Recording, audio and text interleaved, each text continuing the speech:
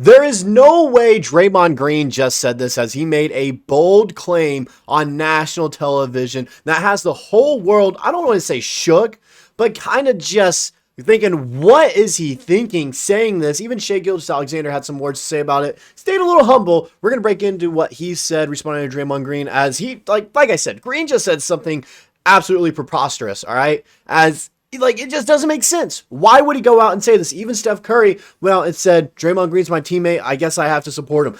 That is crazy that Steph Curry, one of the greatest players, if not the best player you've ever played beside, all right, along with, he's even kind of being a little bit shook and distraught that you're saying these kinds of things on national television, especially at the All-Star game. Before we get into all that, though, if you guys don't know who I am, I'm Bryson Akins. I'm the host of Thunder Digest over here. Just before we get into this video, around 64.8% of you guys are not subscribed to the channel. That number keeps on going down each and every single day, but it's still a high number. I want to get as close to that 50-50 mark as much as possible. So if you enjoy the content that we're putting out here on the channel and you want to support, you don't know how, or if you're just coming back on a regular basis, I just would really appreciate it if you guys could hit that subscribe button for me. It really does mean the world to me over here. And so with that out of the way, let's go ahead, get into talking about today's topic and video here and what exactly Draymond Green said. You guys may have saw a ton of things he said, all right? The first thing that he did say was talking trash on how the Rising Stars are playing in the All-Star game.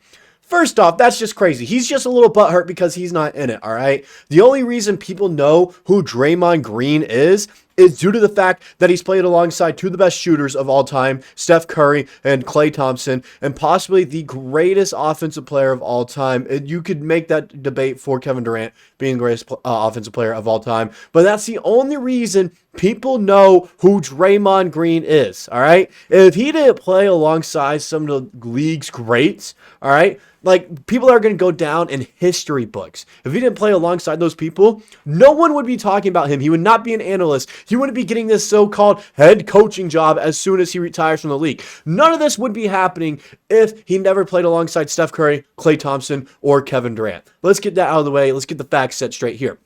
Then he goes on to national television, and he's talking trash about the All-Star game, which we all have our thoughts about it. I thought the format was fine. Little things I would do, like up the point, that you have to score and everything. Maybe exclude all these breaks going on in the middle of the game. But then he also said this, all right, early during the broadcast. He said this specifically. Draymond says the Warriors are going to win the championship because of the Jimmy Butler trade.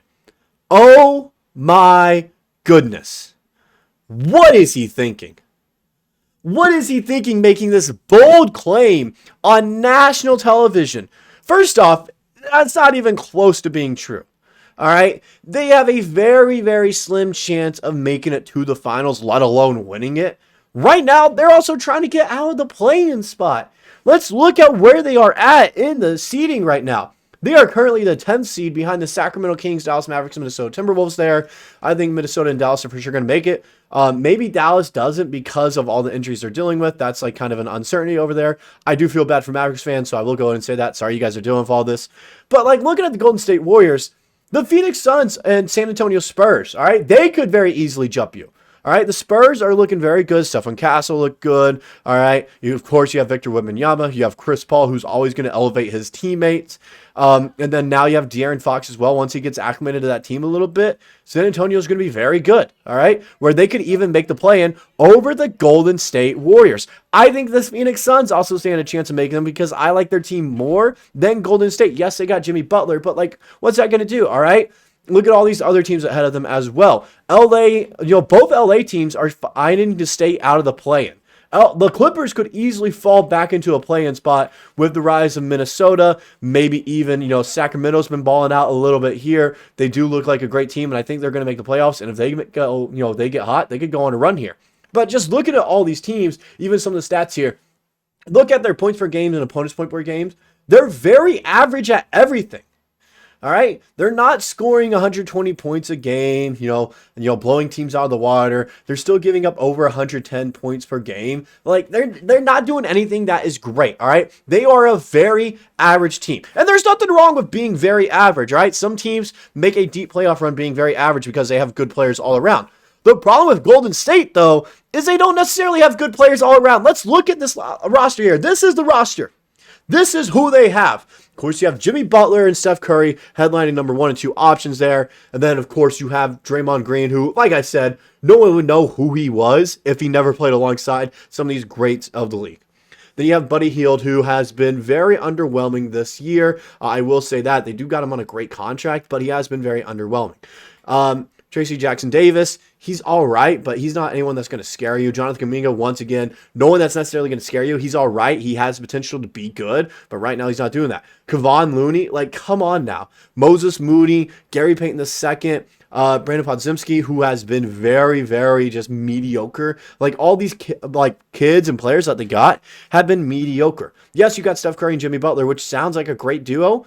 4 years ago, yeah, it would have been fantastic. Now you have 35-year-old Jimmy Butler and 36-year-old Stephen Curry. These are the players that you have now. They are old. They are getting up there in age. All right? They're not the same players that they once were. Just because you got a 35-year-old Jimmy Butler who is about to be 36 as well and has fallen off in the past few seasons does not mean you're going to go win a championship. All right? You gave up a ton in the trade just to get him as well, which was absurd. Quentin Post right now is your only center on the team. Now, he's not necessarily going to start every game.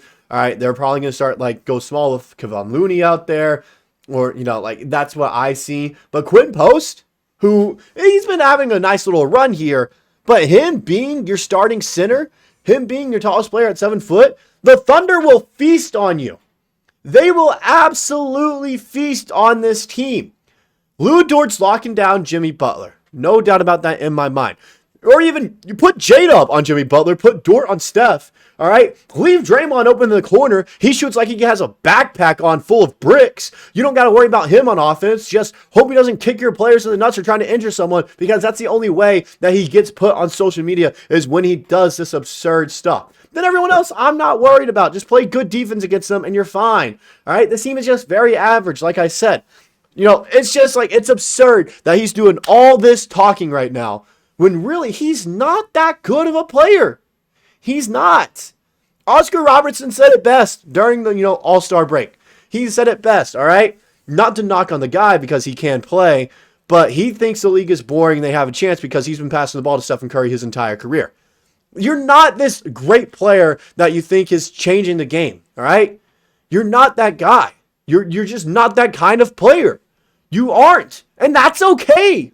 It's completely okay to not be that player, all right? You had very good teammates. You were on very good teams, but you were never, the best player. That is fine. That happens a ton. It's absolutely okay. It just doesn't give you the right to make these absurd comments. Shai did have some stuff to say about these comments as well. Let's go ahead and take a look at what he said right here. SGA on Draymond Green saying the Warriors will win a championship this season. I'd expect him to say that being on the Golden State Warriors and playing basketball for them. I would hope he wouldn't say they lose. I guess we'll have to wait and see. This answer is pretty much saying that was just a stupid thing that he put out there, all right? That's pretty much what SGA just said. When you're saying I guess we'll have to wait and see, I don't think we're going to have to wait and see because they might not even make the playoffs. Draymond Green needs to worry about making it out of the play-in first before he can say they're going to win the finals. Jimmy Butler does not make you this top-tier team. You might not even be a top 10 team in the NBA because of that trade. All right, there are probably 10 teams ahead of you right now. I'll go ahead and list them off right now. Oklahoma City, Cleveland, New York, Boston. I even take Milwaukee over you guys right now. I'd even take Orlando once they're healthy over them. Let's keep on going down the list. Dallas, if they're healthy, I'd take them over them. What's that? 6 right there? Let's talk about the top of the West. Memphis, Houston, I'd even think San Antonio is a better team once they're healthy and meshed together, all right? That's 8 right there. Let me keep on going down the list a little bit. The Lakers, the Nuggets, that's 10 right there. We're out of fingers. I can keep going right now. The Clippers, I'd take over you. The Timberwolves, I'd take over you. You're not that kind of team. You need to worry about getting out of the play-in first before you make these bold statements because you might not even make the playoffs. That's how good the Western Conference team is, Western Conference is right now. You're a mediocre team. You're very average. There's nothing wrong with that. In past years, that wins you a playoff series or two. Now, it might not even get you out of the play-in. So worry about getting out of the play-in first before you start making these kinds of comments because it's just absurd. It's just absurd. You're just hating because you didn't make an all-star game for what? like 6 years now. I don't even know how long it's been. The only reason you were there was because they asked you to do the skills challenge. That is the only reason you were there. Sorry for going off that little rant there. He just annoys me, man. He just, like, Draymond Green just annoys me with these absurd comments he makes. He just hates the world for some reason. That's all I got. Let me know what you guys personally think about what Draymond said, and let me know if you guys think the Warriors are going to make the playoffs. All right, let me know what teams you guys have ahead of them, because like that's just absurd that he's thinking they're going to win the finals at this rate. That's all I got. I'll see you guys in the next video.